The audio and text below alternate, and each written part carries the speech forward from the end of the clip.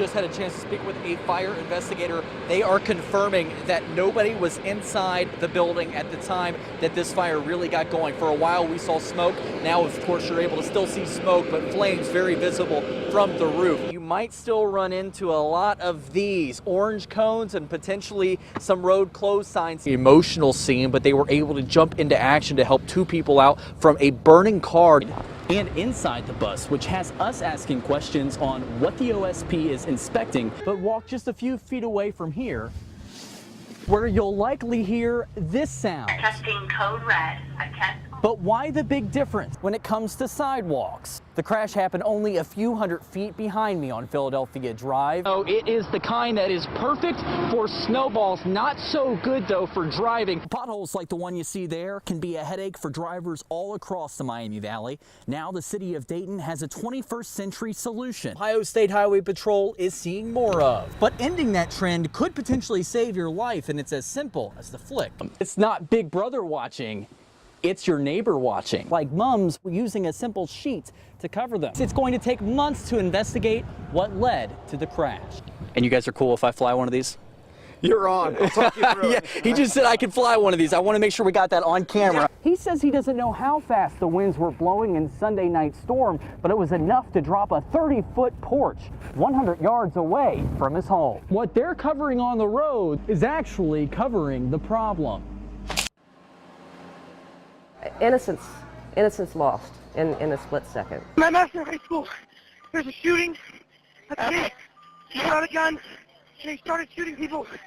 Madison is not a school that you typically hear of any issues from.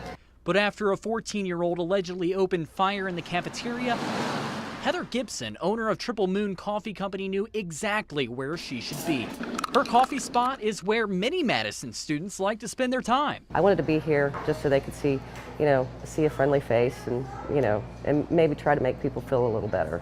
She calls herself a mom to all of the Madison kids, which is why she was especially worried about one of the students. I asked my staff if they had seen him. He is senior Jacob Farler, an employee at the coffee shop. We spoke with Farler, a wrestler at Madison Senior High School. The victims and the shooter were both wrestlers, or previous wrestlers. He says the alleged shooter, James Austin Hancock, went by Austin.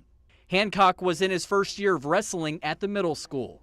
We didn't personally know them too well because they were junior high, but I mean, we still saw them every day at practice, and so it's just kind of more of a surreal thing. Farler says Monday's scene didn't fit Hancock's personality. He usually had a smile on his face. He seemed happy. He'd joking around and everything. Wednesday, he and his sister, a sophomore, will return to school. This just is kind of a wake-up call, but it just kind of shows us there's still some kids that could be in trouble or going through things, and I think it'll really pull the whole school together. That's all you can do is move forward. You can move forward and pray for those that are affected. Jake Ryle, 2 News, working for you. Okay, he's gonna be over here in a minute. In some ways, He knows who's here. Maurice is your average 6-year-old. Yes. I want to go to Santa. In a minute. With a Christmas list you won't see coming. VTech spinning hippo, learning hippo. Maurice isn't like most his age. Behind those tinted glasses, cataracts. He's only able to see lights and shadows. But what he can't see. The first thing he ever heard was from Dan McCoy, Do the Hustle. He loves that song. He could hear. And since that day, he can't stop playing. Drums, piano, washing machine, doors. We want to show these children that there are people who care. Maurice is one of 49 Dayton Public School students who are visually impaired, invited to a lunch and a meeting of sorts with jolly old St. Nick. We just enjoy it. To be perfectly honest with you, we get more out of it than the kids, and the kids get everything out of it. Merry Christmas. Each child received a present today made possible by the Dayton Lions Club. Some of these children, this will be the only Christmas they have. Maurice sat and waited for his turn. Maurice Walker.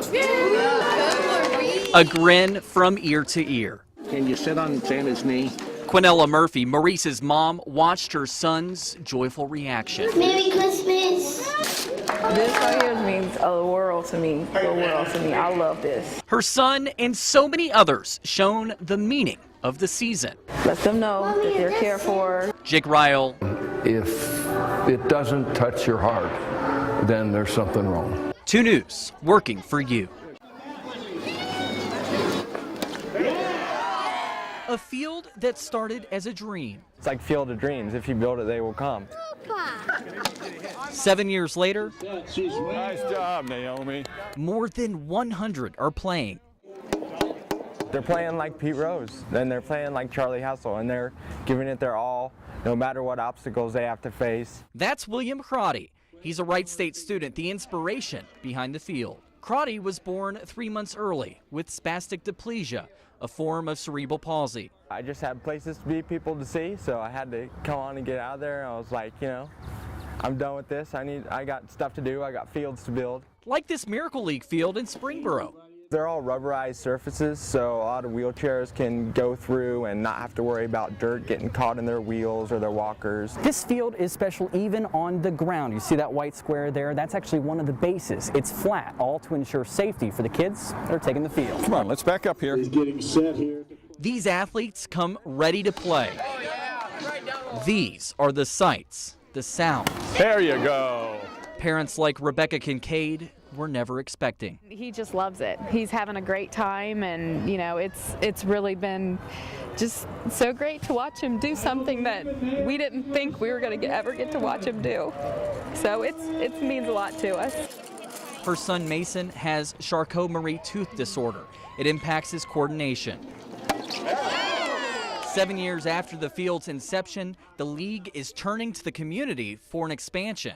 They're looking to raise another $100,000 for a playground built for all children. To have something where he could be completely independent and you could just let him go, run and play, you know, that'll be really nice. Good job. Good job.